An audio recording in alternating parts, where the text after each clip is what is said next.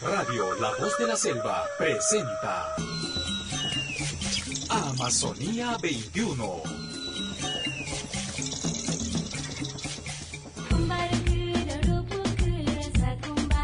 Amigos, amigas de Amazonía 21, muy buenos días tengan todos ustedes, un buen sábado para todos y cada uno de ustedes. Gran abrazo al empezar esta emisión correspondiente al día de hoy, sábado 24 de septiembre. Septiembre también se va despidiendo, septiembre también va levantando ya su manita para decir me voy, para darle pase a octubre. Es más, este sería el último programa este mes. Sí, ya, el último programa, porque el próximo sábado es 1, ¿no? Es víspera de elecciones, así que este es el último programa de septiembre. Y este es el mes de el bosque, el mes de la naturaleza, de la juventud. 23 de septiembre a muchos nos han enseñado de que estamos en el mes de la primavera, y en la Amazonía peruana hace años también se ha tomado esa decisión para que en el calendario no se celebre la primavera, porque no tenemos esa estación aquí, así que celebramos el mes del bosque, el mes de la naturaleza, el mes de la juventud. Así que por esa fecha importante, ayer se ha llevado una serie de actividades en las instituciones educativas, con actuaciones, con números que cada una de las escuelas, los colegios, los alumnos han compartido, y también por tradición se van de paseo.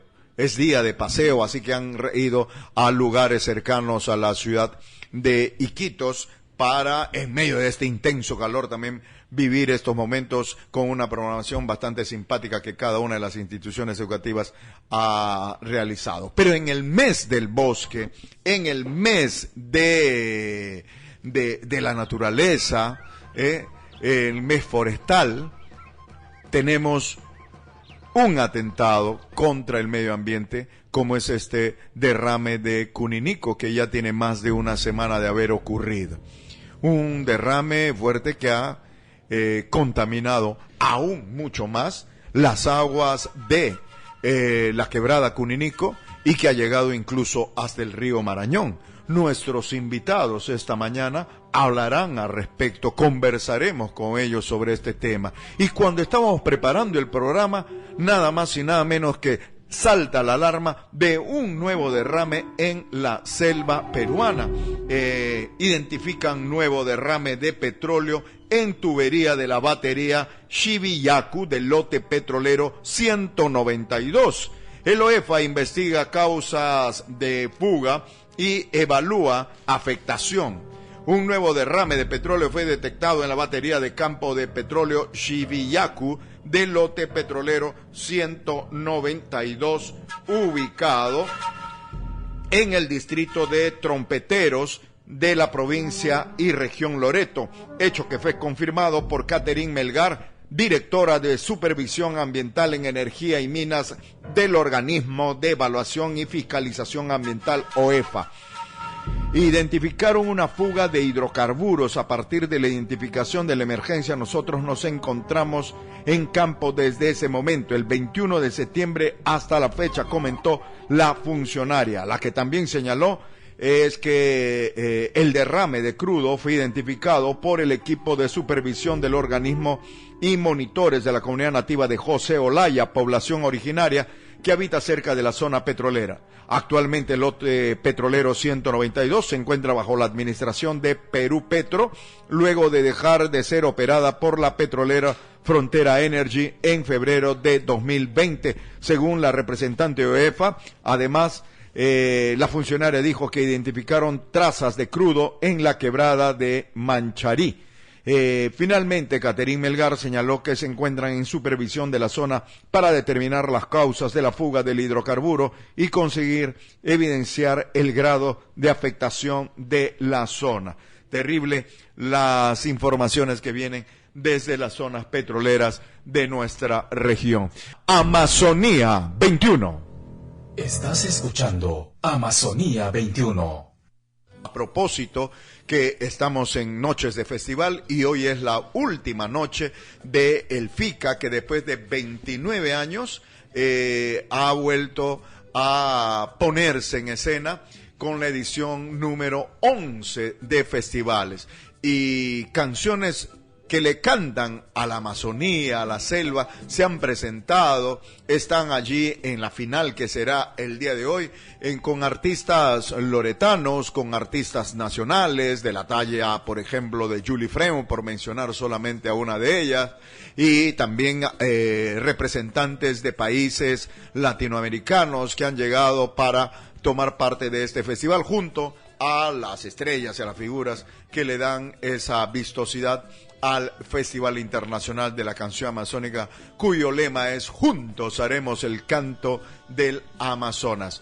Hablábamos de lo terrible de este nuevo atentado contra el medio ambiente, este nuevo sufrimiento y padecer para los poblados de Uninico, con este derrame que se ha registrado hace una semana y días. Hablar sobre este tema es importante y por ello consideramos que la opinión del doctor Juan Carlos Ruiz Molleda, abogado de IDL, es importante al respecto.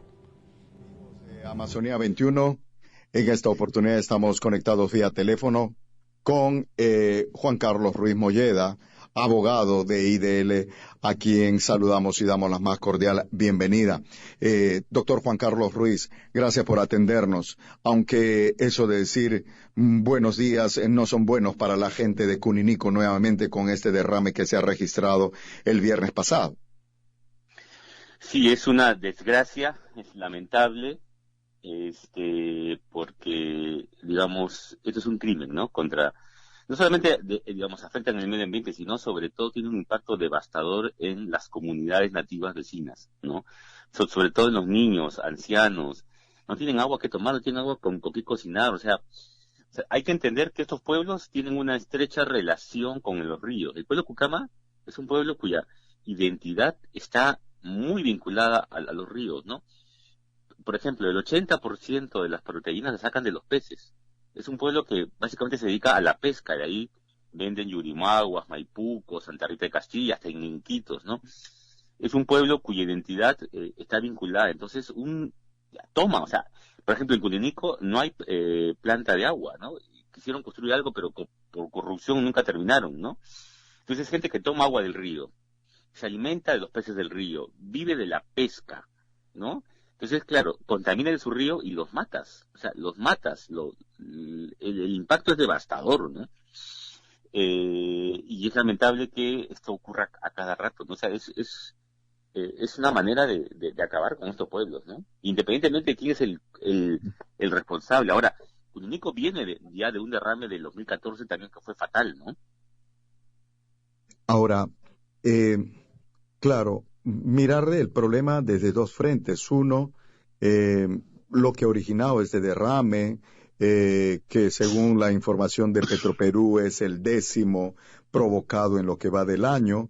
Sin embargo, preocupa que hasta el momento no se logra establecer un protocolo para una respuesta rápida en atención de la población del lugar afectado, ¿no? La población hoy mismo, 6 de la mañana, ya está informando de que no les entregaban agua, de que no tienen alimentos. Entonces ahí hay una lentitud en la reacción por parte de las autoridades en todos los niveles, locales, regionales y nacionales.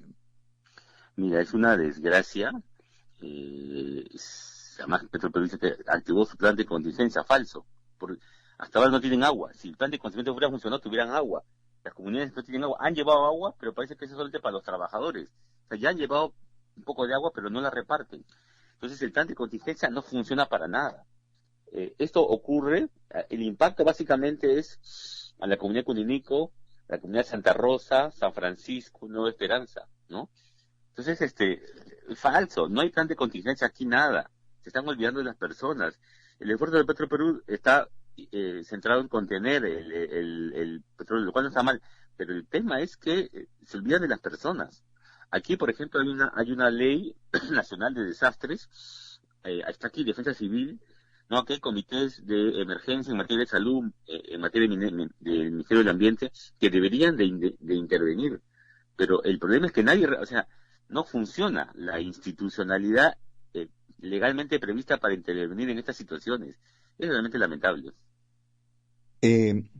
A eso también se suma la preocupación por que van 10 derrames provocados solamente en este año, sin contar los de años anteriores.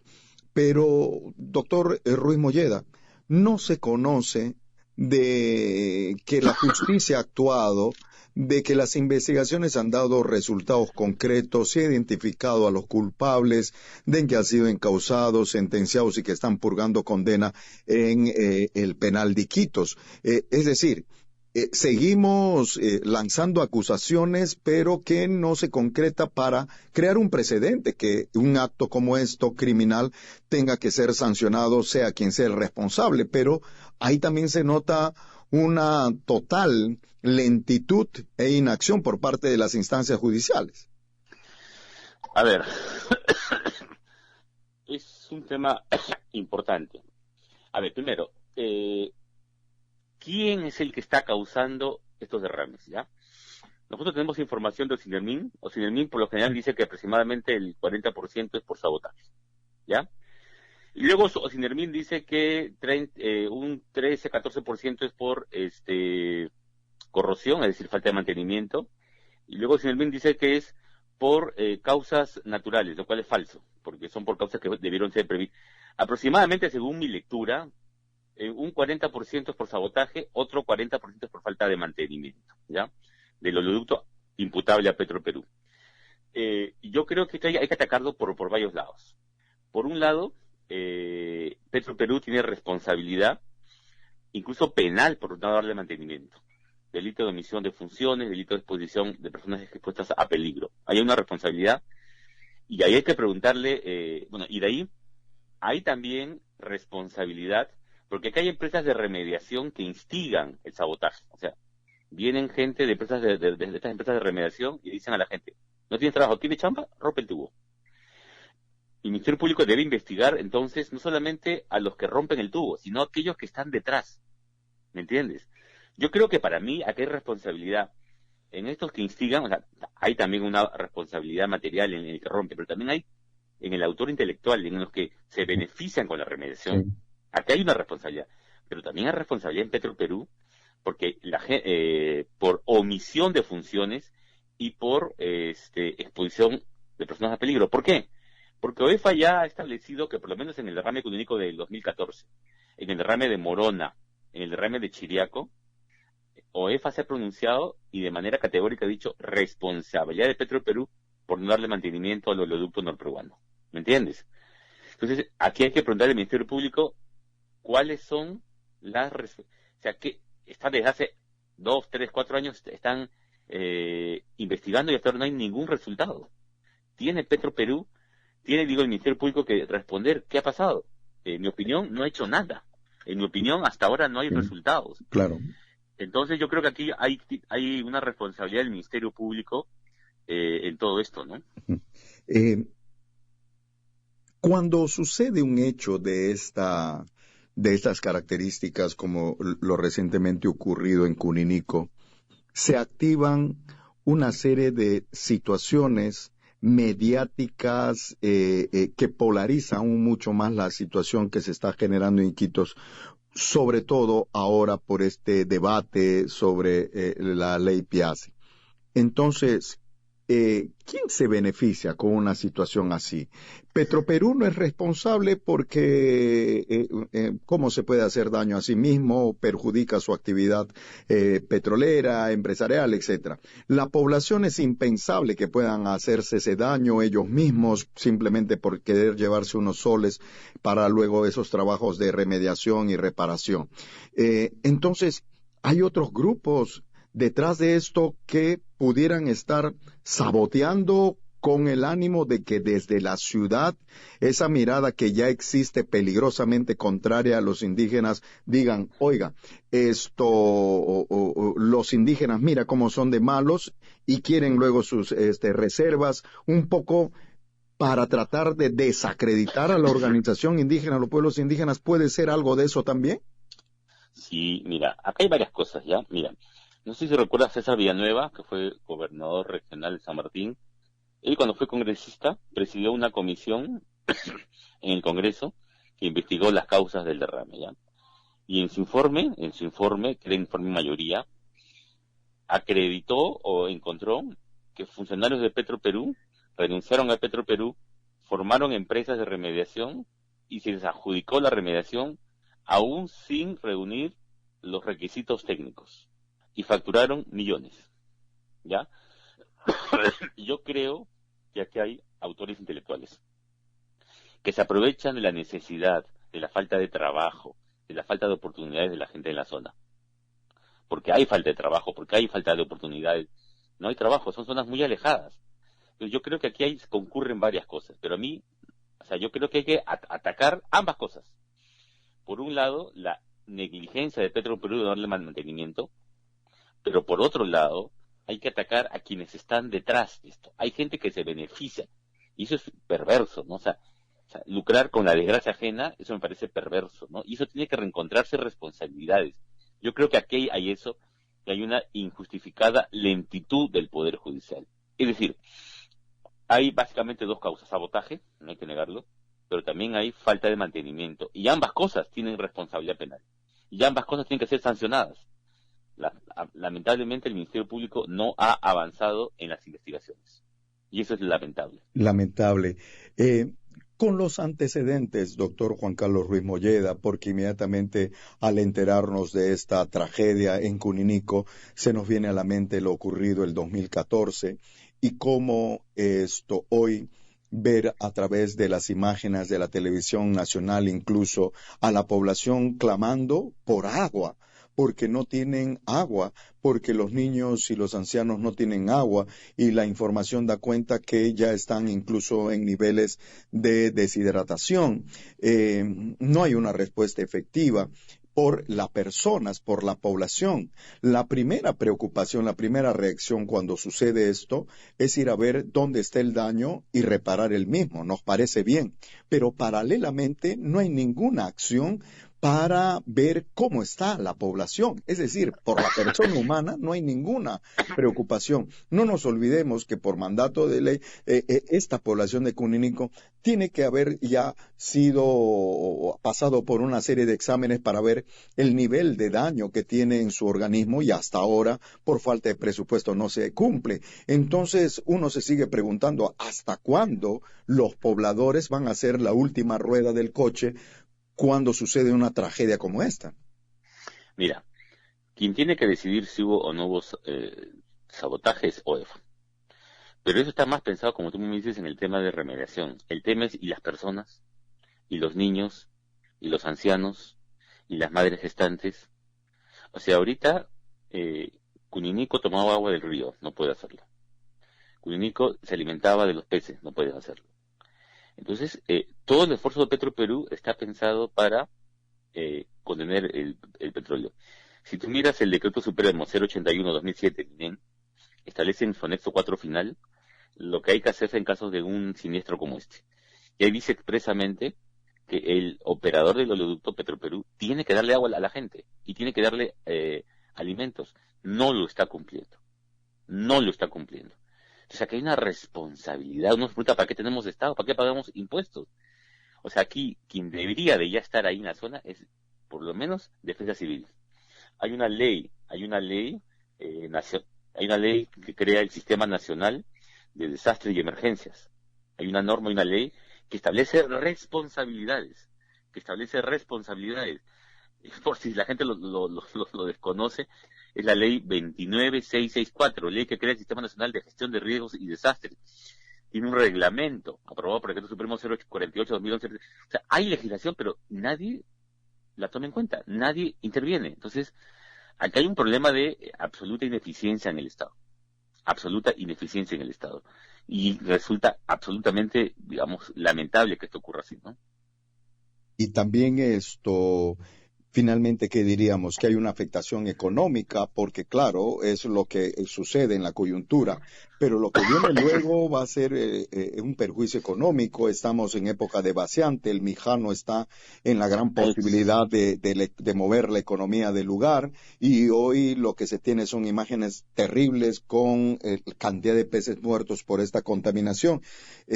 También hay una afectación mental. El vicariato acaba de emitir un pronunciamiento al respecto, donde las madres, las mujeres tienen miedo ya de recoger el agua en el río, porque creen y tienen el convencimiento de que de esa manera le están envenenando a sus hijos, de que se están perjudicando a las familias. Y entonces no solamente es ya una preocupación por la salud física, sino también por la salud mental de la población. Sí, mira, acá hay una emergencia alimentaria, acá hay una emergencia sanitaria, pero todo esto a uno lo hace preguntarse, entonces, ¿para qué tenemos Estado? O sea, el artículo 44 de la Constitución es claro, la razón de ser del Estado es ser garante de los derechos. El Estado tiene un rol de garantizar los derechos de la gente. Pero uno mira esto y uno se pregunta, entonces, ¿para qué está el Estado? O sea, ¿por qué el Estado no interviene? ¿Entiendes? Entonces, hay una gran responsabilidad del Estado. No tenemos el Estado del siglo XVI, que era el Estado árbitro. El Estado de la Constitución actual es el Estado que es el que se preocupa por garantizar los derechos de las personas, por prevenir. Y aquí el Estado está absolutamente ausente. Insistimos, yo creo que es importante la solidaridad de la gente, y ojalá haya más solidaridad, pero hay una responsabilidad del Estado, porque su rol es ese, es cuidar a la gente. Y finalmente diríamos, ese Estado, con su rol, duele cuando la reacción de pronto se escucha en la capital de la República, en los niveles de gobierno, y las autoridades locales, el alcalde del distrito, el alcalde de la provincia y mucho menos el gobernador, no se pronuncian ni en una sola palabra sobre lo que está ocurriendo justamente en sus territorios. Eso también es una situación bastante preocupante. Sí. Esas autoridades, ¿no? que están más preocupadas por remodelar por 20ª vez el municipio, ¿no es cierto? En vez de cuidar a la gente, ¿no? Están más preocupadas en sacar su tajada, deberían ahora intervenir, ¿no? Pero lastimosamente no lo hacen, ¿no? O sea, realmente aquí hay un tercero, ¿no? Tienes una empresa que se aprovecha de los vacíos legales, se aprovecha de la desidia, de la inercia burocrática. Tienes un Estado que está preocupado en otras cosas y tienes a la gente sufriendo, ¿no es cierto? Y eso es lamentable, ¿no? Es muy lamentable. Doctor Juan Carlos Ruiz Molleda, a estar atentos y pendientes ante esta nueva desgracia que se acaba de presentar en la selva de la región Loreto. Le agradecemos mucho que nos haya permitido este diálogo y que invite a todos a tener mayor preocupación por lo que ocurre en nuestra Amazonía y sobre todo en esta zona de Cuninico y Río Marañón, donde permanentemente son los daños que se registran allí. Muy amable, doctor. No, a ustedes, muchas gracias por la entrevista. Un abrazo.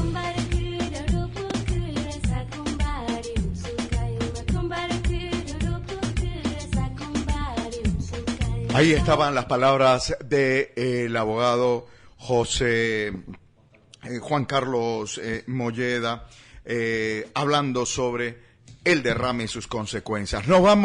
Venimos con nuestro siguiente invitado. Venimos con el doctor Mauricio de los Ríos para hablar también sobre este derrame ocurrido en Cuninico. Pausa, venimos.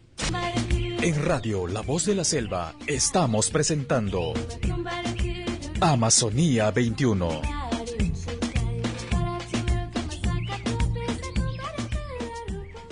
Ahí estaba la pausa respectiva y venimos con más Amazonía 21. Lo que anunciábamos, tenemos ahora la participación del doctor Mauricio de los Ríos.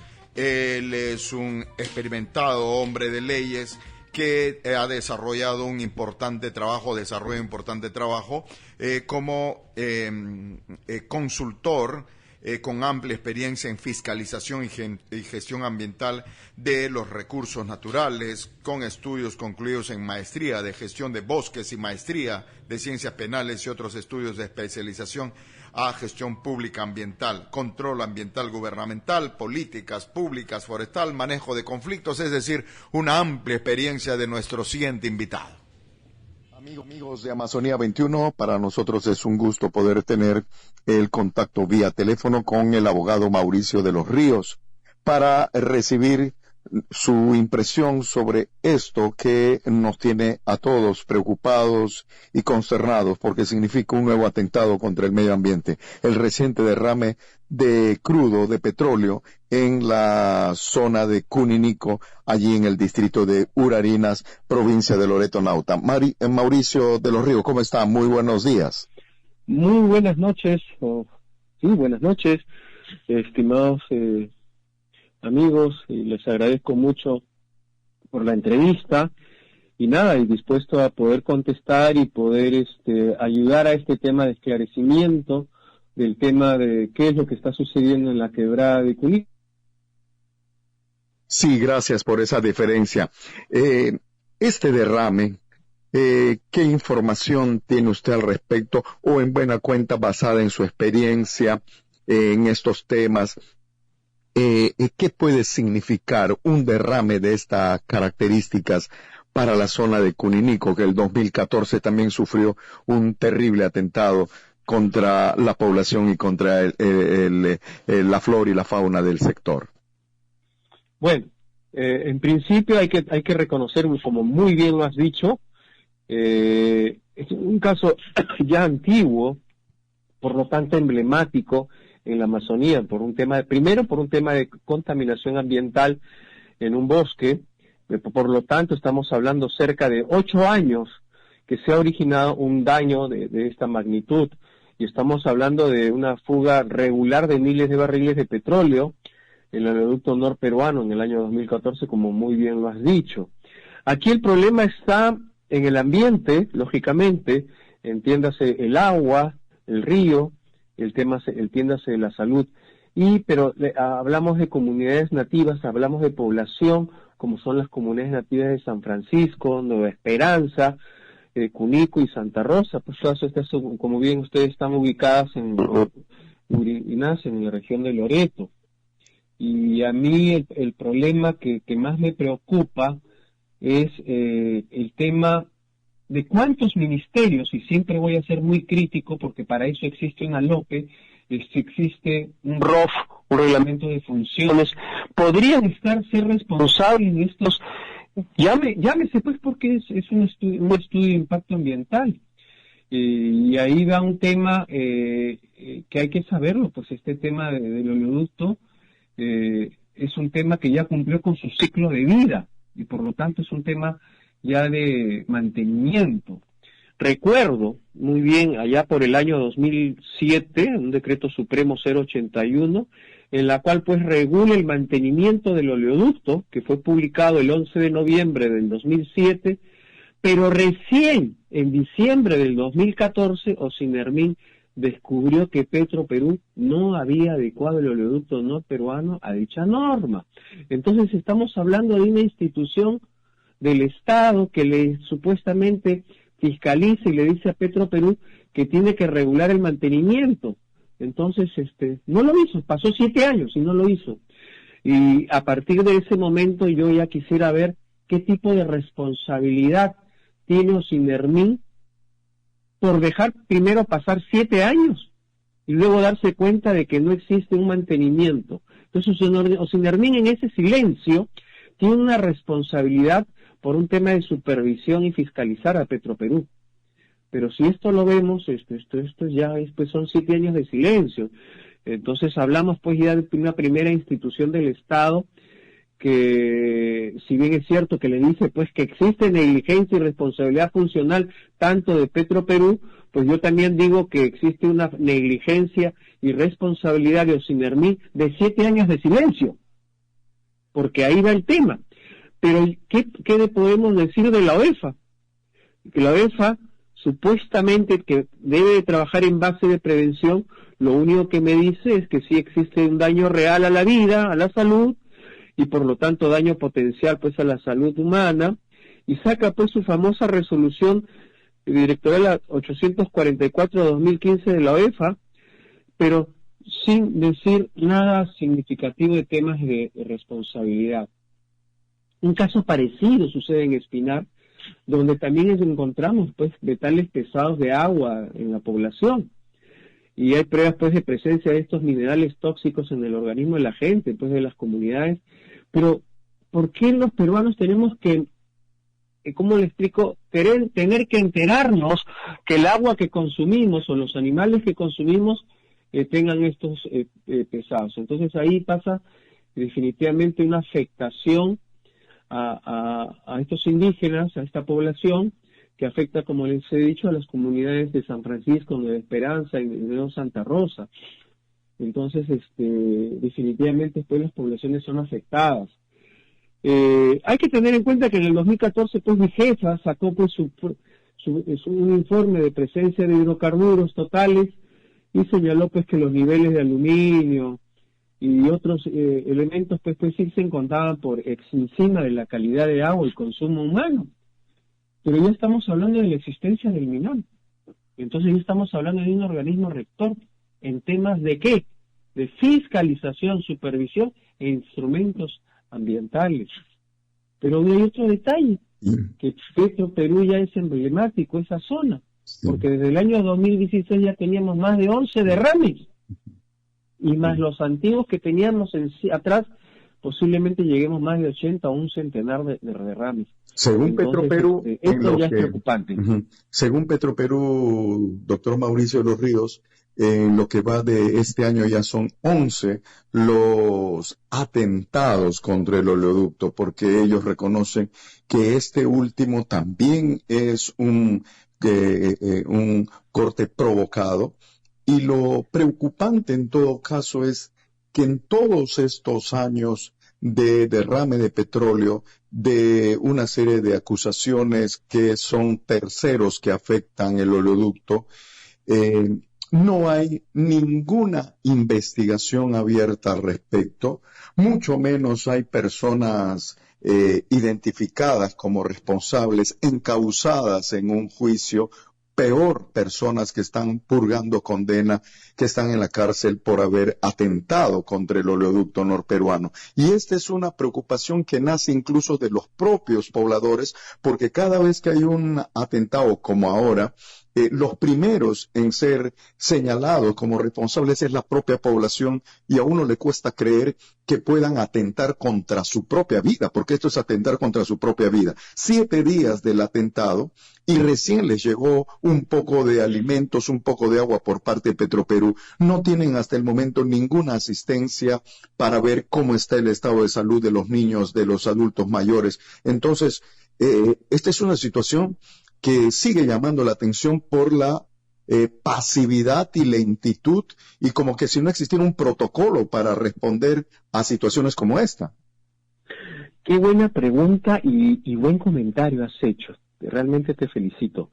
Hay un detalle. Ya Manuel Pulgar, allá por los años 2014-16, ya dijo que este tema ya existía una responsabilidad por parte del Estado y que no había sido atendido como debe ser.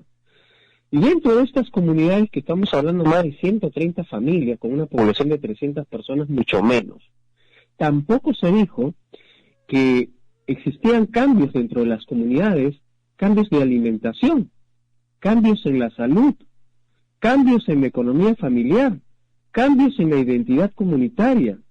Y otro de los temas más, que lo acabas de tomar, es un tema de emociones, y yo no quiero decir que sean subjetivas, pero seamos sinceros. Sí, he leído el informe defensorial y es verdad que algunas son provocadas, pero disculpen, las empresas tercerizadas encargadas del mantenimiento de Petroperú ganan plata por tener que arreglar estos desarreglos o mantenimiento. Por lo tanto, yo puedo dudar también que esos terceros son las mismas empresas tercerizadas que quieren tener su dinero por mantener esto, por salir unos 15 días, 20 días, un mes, o para arreglar o hacer mantenimiento. Y ese dinero yo quisiera poner en escala con qué fecha es frecuente, porque si yo encuentro que esa escala de mantenimiento por los terceros implica un dinero importante que tiene que gastar el Estado, yo quisiera investigar a las empresas tercerizadas qué relación tienen y su formación como empresa que le sirven a Petroperú, porque también puedo pensar que cada vez que existe un autoderrame provocado por las mismas empresas, también puedo pensar que reciben dinero los funcionarios por mantenimiento. Y qué curioso que de repente puedo poner un criterio o una teoría del caso que faltando 4 o 6 meses de fin de año siempre me ocurra lo mismo. Entonces, eso no se ha investigado. ¿Quiénes son esas empresas tercerizadas? ¿Quiénes la conforman? ¿Desde cuándo la conforman? ¿Y qué tipo de relación y experiencia tienen? Y si tienen alguna relación con los parientes o presidentes, quien tengan con Petroperú. Porque desde un punto de vista de responsabilidad del funcionario público, yo también puedo pensar que existe cierta colusión con el mismo Petroperú. Porque estamos hablando de grandes dineros. Y eso es una investigación que el Ministerio Público tiene que opinar. Y no solamente el Ministerio Público. Me parece que también la Contraloría, por un tema de omisión de funciones. Pero ahí no hay nada de eso, doctor. Mire de qué curioso. Toda institución del Estado, sea la OEFA o un EFA, necesita de un presupuesto, por lo tanto de un planefa. Entonces yo me pregunto si OSINERMIN y la misma OEFA tienen presupuesto para cumplir su planefa, y dentro del planefa colocar como gestión de riesgo, matriz de riesgos, un oleoducto que está en estado ya con su ciclo de vida ya vencido, y cada qué tiempo lo tienen que ir a monitorear y supervisar. Por lo tanto, hablamos de presupuestos del Estado obligados a supervisar y que deben de estar identificados debidamente en su planefa. Si no, ¿para qué están las instituciones, sea un ente rector o sea o un ente fiscalizador como OSINERMIN? Entiéndase que muchas veces se interviene a municipalidades, gobiernos regionales y los organismos que también mantienen fiscalización. ¿Cuál es tu planefa? ¿Cuánto de presupuesto? ¿Me has puesto en la matriz de riesgo que tenías el oleoducto, sí o no?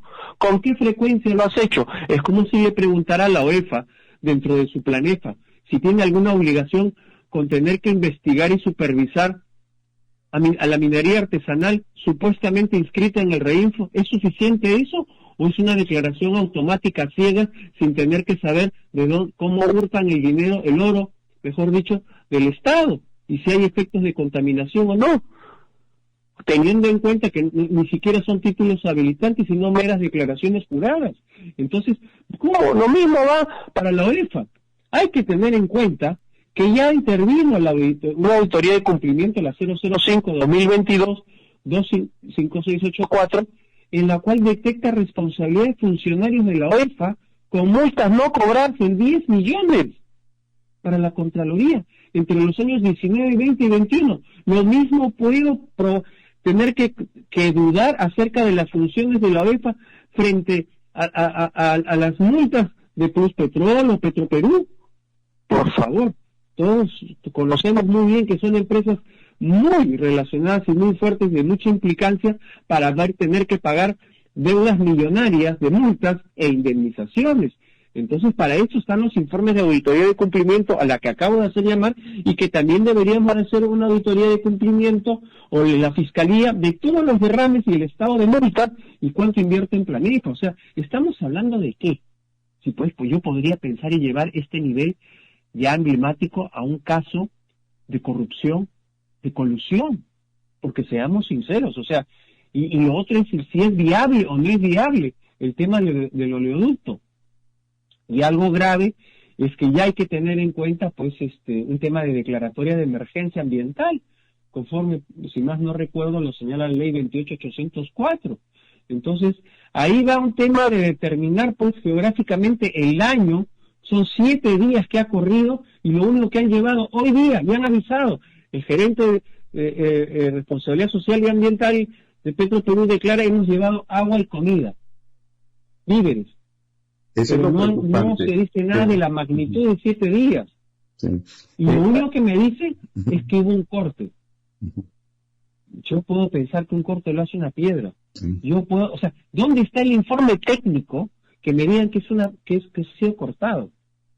¿Y dónde están los representantes del Ministerio Público, que para eso tienen también ingenieros, tienen un área técnica, que nos hayan acompañado en forma inmediata para poder saber si efectivamente es un corte o no es un corte? Si el río estaba bajo, sí o no, ¿cuál era la situación?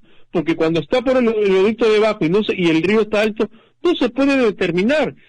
Y si sabemos que cada vez que el río está bajo, entonces es con mayor frecuencia y responsabilidad que tenemos que empezar a caminar el oleoducto, y para eso está el planeta. Ujú. Pero no vamos a seguir pues esperando que el río baje, o que porque venga Navidad los terceros hay que ganar plata.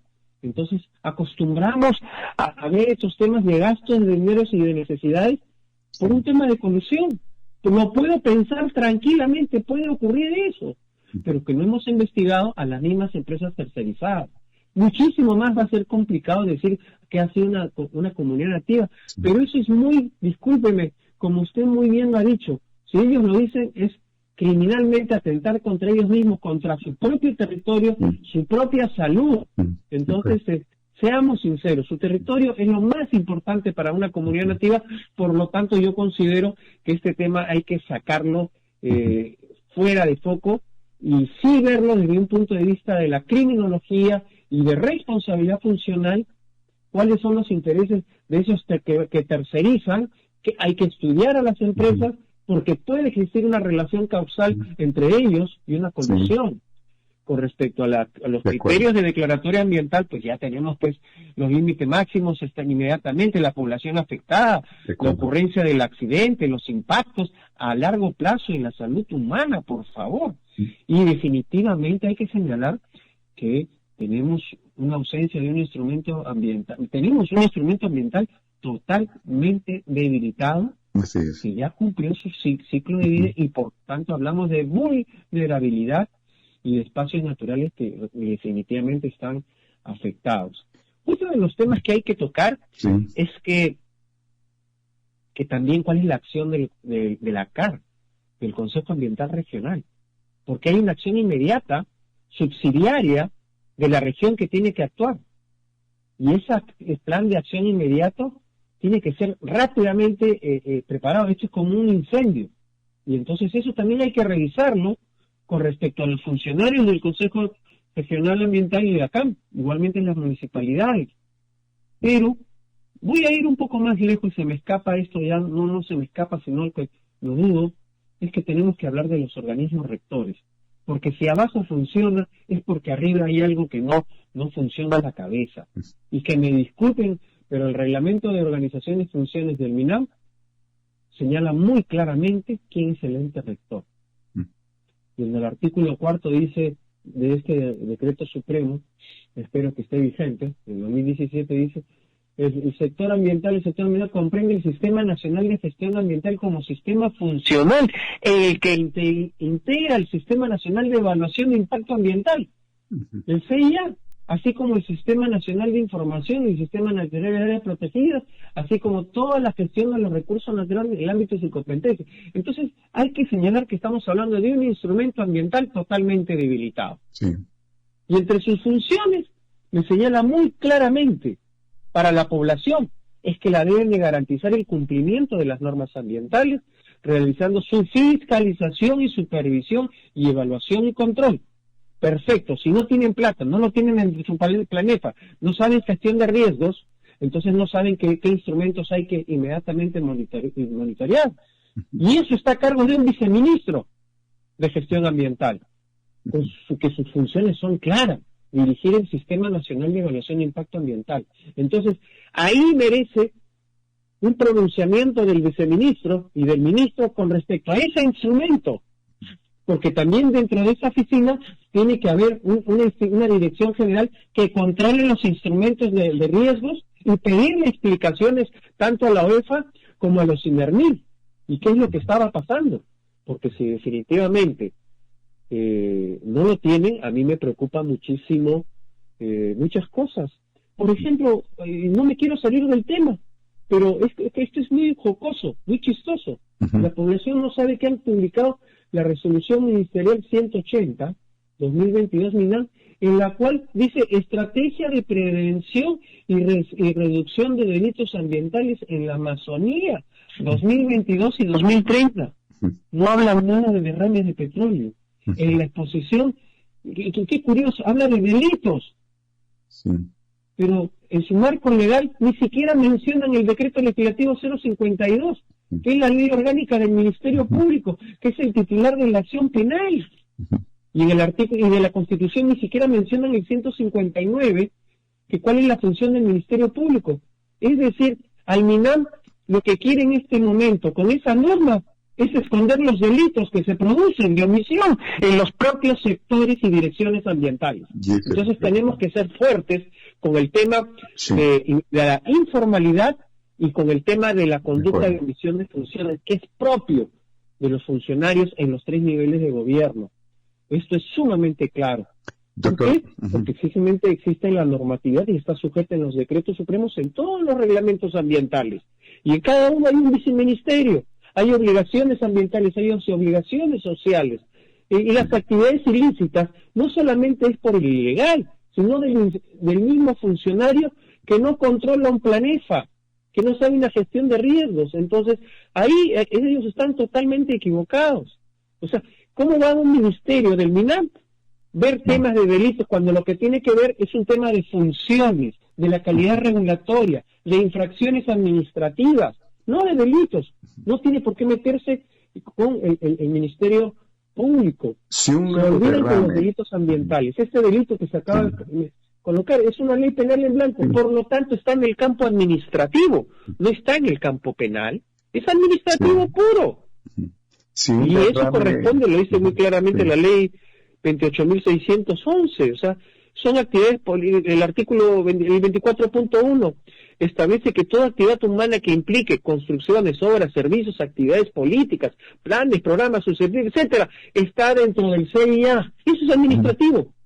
Y el tema de delitos peligro son estados de riesgos, pero se olvidan que este código es eminentemente preventivo. Y en la ley 27.4.4 habla de prevención también para fiscalización. Ella es allí la incapacidad del Estado de hacer un sistema de prevención y declarar una emergencia, no solamente de estas declaraciones, sino que el Sistema Nacional de Gestión Ambiental sí debe de ser declarado de emergencia. No funciona, entiéndanme, no funciona como tal. Entonces, ahí viene la gravedad de todo esto en reconocer... Tremenda preocupación. Reconocer que esos 35.000 juicios que tiene el Perú, y tiene muchísimo más, tienen una complejidad de omisión de funciones, también de responsabilidad de funcionarios públicos. O sea, ahí el actuar de oficio demora mucho. ¿Cómo te vas a demorar 7 años en controlar a Petroperú? O sea, hay un tema de responsabilidades y de principios de internalización de costos, prevención, precautorio, responsabilidad ambiental, que la OEFA no lo ha hecho cumplir. Ya se lo ha dicho la Contraloría. Y el otro es que debería empezarse a hacer un trabajo igual con respecto a los derrames de petróleo. Y evaluar finalmente si es rentable o no es rentable Petroperú. Les contaré que en el 2017 las pérdidas de Petroperú eran de más de 6.000 millones de dólares. O sea, también tenemos que ver si lo vamos a poder invertir o no, poder invertir. Y ya han hablado algunos funcionarios propios que fueron ya sacados, pero declararon que pasa por un tema de rentabilidad y de costos y que no es viable, pero eso no se dice nada hasta tanto por evaluar, tanto por analizar, y ya cumplió su ciclo de vida, y tanto por preocuparnos. Y este derrame justamente no solamente significa un atentado contra el medio ambiente, sino también que permite descubrir estas fallas en el propio sistema, en el propio Estado, y cómo a veces se hacen trámites tan burocráticos o de la vista y de oídos sordos para no proceder como deben proceder, sabe Dios, porque oscuros intereses. Doctor Mauricio de los Ríos, le agradezco mucho que nos haya permitido conversar con usted, escuchar su posición, su explicación y su conocimiento al respecto es de mucha valía para los oyentes de Amazonía 21.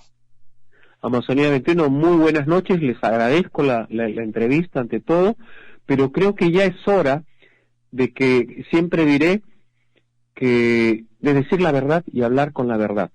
No podemos pasar estas cosas por agua tibia y seguir debilitando al Ministerio del Ambiente en los últimos 15 o 20 años. 15 años, 10 años, yo diría que 10 años está muy debilitado. Las cosas son diferentes y deben de decirlo en forma muy clara y en forma directa. No se puede manejar el tema ambiental político, no. El tema ambiental tiene su propia naturaleza y sus propios ciclos. Si lo vemos bajo temas de ópticas de intereses personales, empresariales o de corrupción, las cosas no van a caminar, y mucho menos el cambio climático. Todo lo contrario, vamos a volvernos partícipes de esta destrucción del bosque. Muy amable. Gracias, señor. Muy amable. Buenas noches. Estás escuchando Amazonía 21.